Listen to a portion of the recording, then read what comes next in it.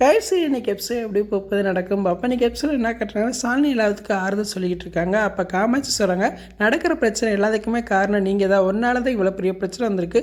இப்போ சமாதானம் பேச வராளா அப்படின்னு சொல்லி சத்தம் போடுறாங்க.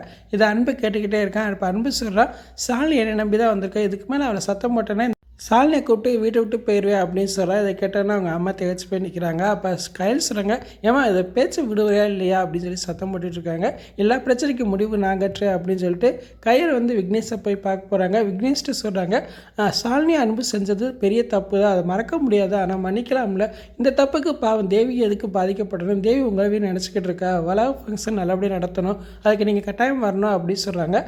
ஃபஸ்ட்டு விக்னேஷ் வாக்குவாதம் பண்ணிகிட்டு இருக்காரு. அதுக்கப்புறம் கொஞ்சம் மனசு இறங்குறாரு. அப்போ விக்னேஷ் சொல்கிறாரு, என்னால் எதுவும் செய்ய முடியாது, வேணும் எங்கள் அம்மா சமாதானப்படுத்துங்க, எங்கள் அம்மா சமாதானம்னா நான் அவங்கள்ட்ட வர வாய்ப்பு இருக்குது அப்படின்னு சொல்கிறாங்க. உடனே கையில் வேதவழியை பார்க்குறதுக்காக போகிறாங்க. அங்கே பார்த்தா மாதர் சங்கத்தில் ஏதோ மீட்டிங் நடந்துகிட்டு இருக்கு. அது வேதவழி கலந்துருக்காங்க. உடனே கையில் மீட்டிங் ஏதோ பேச போகிற மாதிரி காட்டுறாங்க. இன்றைக்கான எபிசோட் இப்படி தான் போகுது. ஃபுல் வீடியோ பார்த்துட்டு பேசுவோம். இந்த வீடியோ பிடிச்ச மாதிரி லைக் கொடுங்க, மறக்காமல் சப்ஸ்கிரைப் பண்ணுங்கள். தேங்க்யூ.